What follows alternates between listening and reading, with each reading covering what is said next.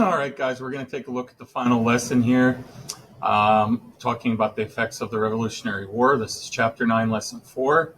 We're going to take a look at terms abolitionist, abolish, territory, ordinance, people, Elizabeth Freeman, Meklinikawa, and Sagarthawala. All right, so we're going to take a look here. What does all this mean? All right, slavery. Okay, new ideas of attempting to end slavery, right?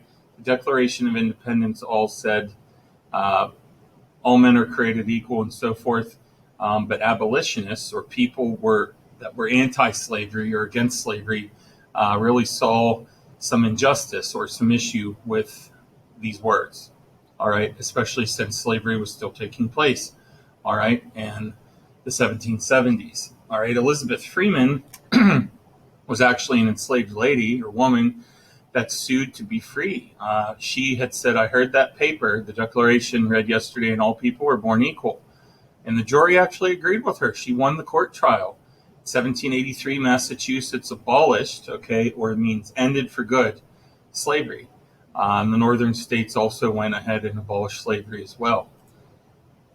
If we take a look at the next page, pages, we're talking about the Western settlements now, okay? Remember, the 13 colonies were on the East Coast, and we needed to go out west, okay, in North America, all right? Soldiers were being paid for their rank and their service in the Continental Army, and families were thinking, you know what, there's more to life than the 13 colonies, let's move, all right?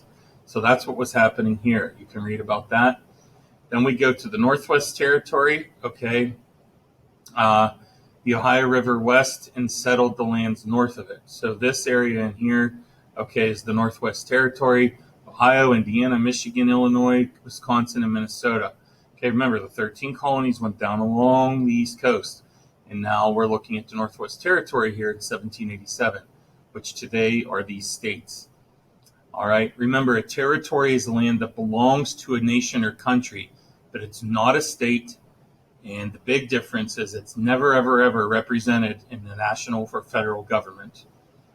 All right. 1785, Congress passes a new land ordinance, right? Ordinance means a set of laws. It shows how land and territory would be measured, divided, and sold.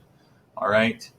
And it was made up into townships, into 36 smaller squares or sections. Okay. Then we had the Northwest Ordinance of 1787, which meant, okay, how are we going to govern this land? How's this going to take place? Okay, that area could become a state, but not at that time. Slavery would not be allowed in these states formed from the Northwest Territory. That's the biggie here. No slavery in these states. And as we take a look at the conclusion here, there's a timeline here, Native Americans after the Revolution and what's taking place. You can read that. And we look at the battles for land. All right, Native Americans in Northwest Territory united to fight against the new settlers, or as they called it, the white man. All right, this individual here, okay, if we look at the pronunciation, Michikinikawa, all right, Michikinikawa, all right, was known as Little Turtle, all right, that was his English name, and then member of the Miami tribe, all right, which took place in Ohio and Indiana. All right.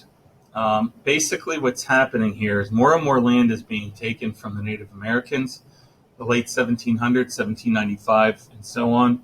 And Native Americans wanted to sell their land to companies if they had to get rid of it, rather than just give it away for nothing. Okay. Red Jacket, who was a Seneca leader, the Native American name being Sagawatha, all right, he warned his tribe not to sell the land, but the other leaders ignored him. It became the Big Tree, Tree, treaty, and then they sold the Seneca tribe's land, all right. Keep in mind that this continued on for many years after the Revolutionary War of Native Americans losing their land, and it belonged to their ancestors. They were there from the beginning of time, all right. If we look at the summary, after the Revolutionary War, states wrote constitutions. Views on slavery changed. Western settlements led to land policies and fights with the Native Americans. All right. Back here in the classroom, you'll be able to see you're going to read lesson 4, slides 13 to 15. I want you to go back and read that, okay? Watch this review video, okay? What happened immediately after the war, and then work on this Google Doc, all right? That's what we're going to work on, and then we'll go from there, okay? Any questions, just ask. All right, bye-bye.